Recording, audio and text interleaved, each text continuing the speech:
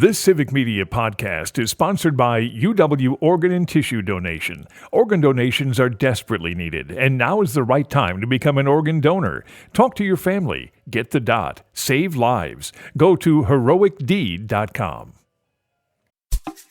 This is your WCFW Daily News Roundup for 105.7 CFW in Chippewa Falls and 93.5 The Tap in Eau Claire.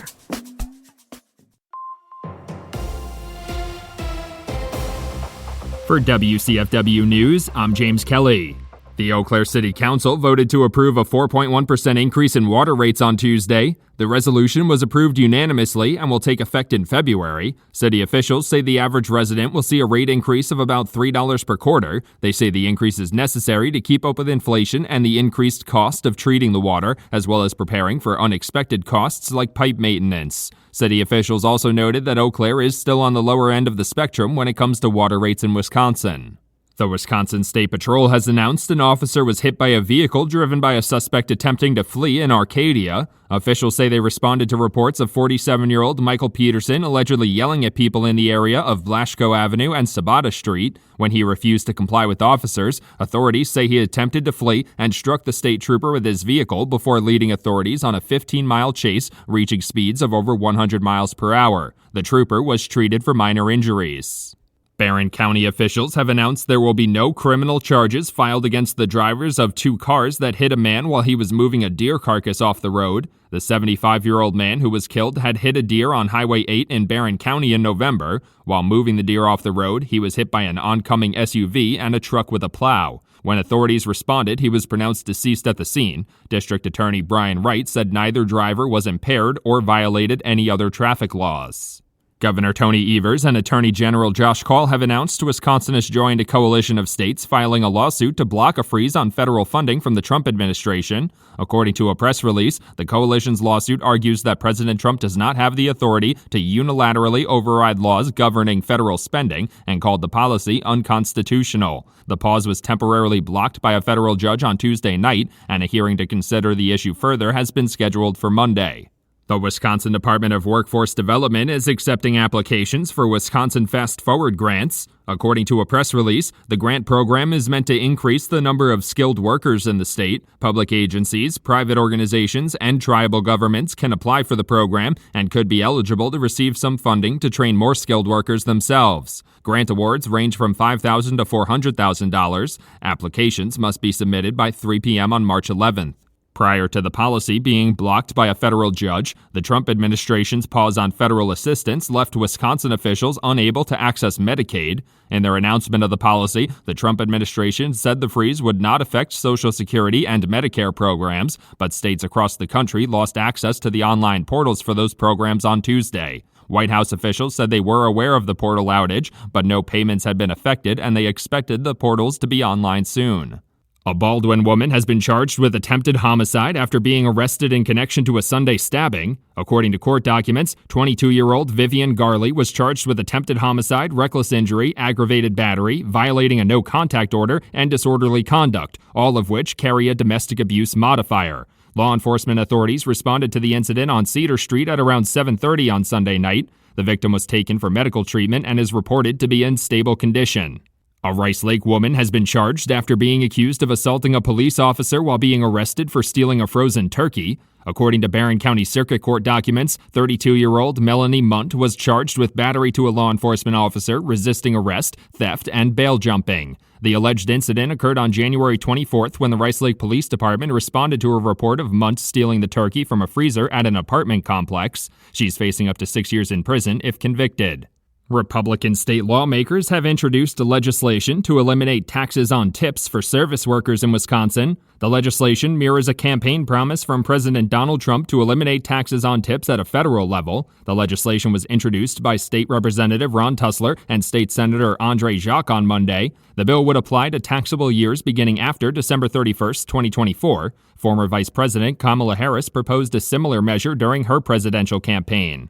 Wisconsin Governor Tony Evers has released a letter asking President Donald Trump to reconsider efforts to pause federal funding. On Monday night, President Trump issued a memo directing all federal agencies to suspend activities related to obligation or disbursement of federal financial assistance. Governor Evers expressed concerns about the potential consequences of the memo, asked for further clarification on how the pause will impact federal support for Wisconsin families and communities, and asked President Trump to reconsider the decision. For WCFW News, I'm James Kelly. The Bucks lose again in Portland. Hi, I'm Mike Clemens with sports. The Bucks lost to the Trailblazers, 125-117. Giannis Antetokounmpo asked how has Portland beat them 3 out of 4 tries since they traded Damian Lillard away to Milwaukee.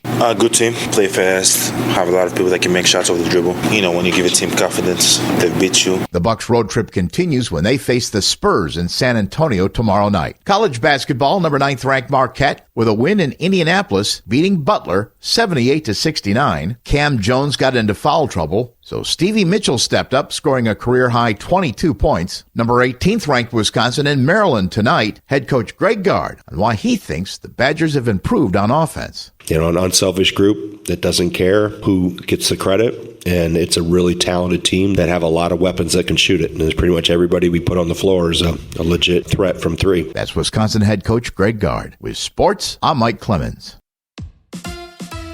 On your entertainment beat, I'm Pete Schwaba. A popular TV detective will say goodbye once again. As a big fan of detective shows, I've really enjoyed Bosch and been through the entire series twice. Titus Welliver plays the uncompromising LA detective based on the lead character in Michael Connelly's crime novels. When the original show ended, it was spun off into Bosch Legacy, and its 3rd and final season will drop on Freevee March 27th, according to Deadline. If you like cop shows, both Bosch and Bosch Legacy are worth a peek. The Jonas Brothers are great at reinventing themselves, and there is a new iteration.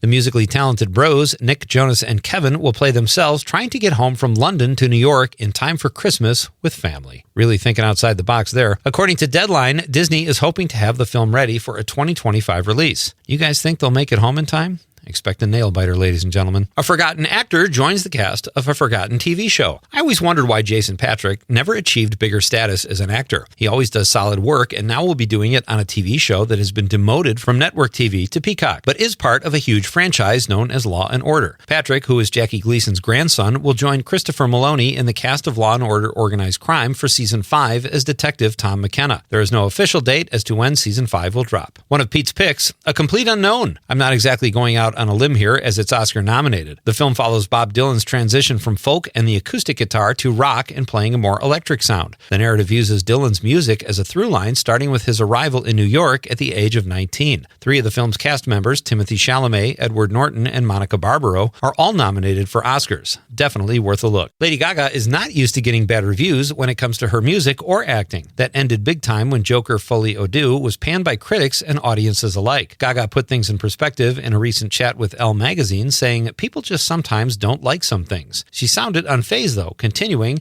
that fear of failure is worse than actual failure, and if it takes over, can cause mayhem. Don't you hate it when your parole officer puts the kibosh on you hosting Saturday Night Live? Martha Stewart sure does. She whined to the perfect audience on The Tonight Show starring cheerleader Jimmy Fallon about how she missed her opportunity to host the show 20 years ago because of said parole officer. Maybe she'll get another opportunity since time has passed since she was convicted for conspiracy and obstruction of justice, as well as an insider trading scandal. It's so stressful when rich celebrities don't get everything they want. Maybe she can cry on her equally as annoying BFF Snoop Dogg's shoulder. For more showbiz fun, tune into Nightlight with me, Pete Schwaba, weeknights from 6 to 8 p.m. on the Civic Media Radio Network. Hi, meteorologist Brandon Bormans. Mostly sunny skies today, not as warm, but still a really nice late January day with highs in the mid-30s. A mix of clouds and stars tonight with lows in the mid-20s. Sunny and warm again on Thursday with highs in the upper 40s. Right now, it's 30. That's your WCFW and the TAP Daily News Roundup from Civic Media. Subscribe to this podcast on Spotify, Apple, or wherever you find your podcasts. Find more news at WCFW.FM or thetap.fm. The national news cycle never stops. but it can be hard to find news about your local community. Civic Media is dedicated to providing quality local and state news coverage across Wisconsin. With the Civic Media app, you can get notifications about local stories that matter to you and your community. Find the free Civic Media app in your phone's app store and choose notifications from the menu to tell us what kind of news you want to hear about.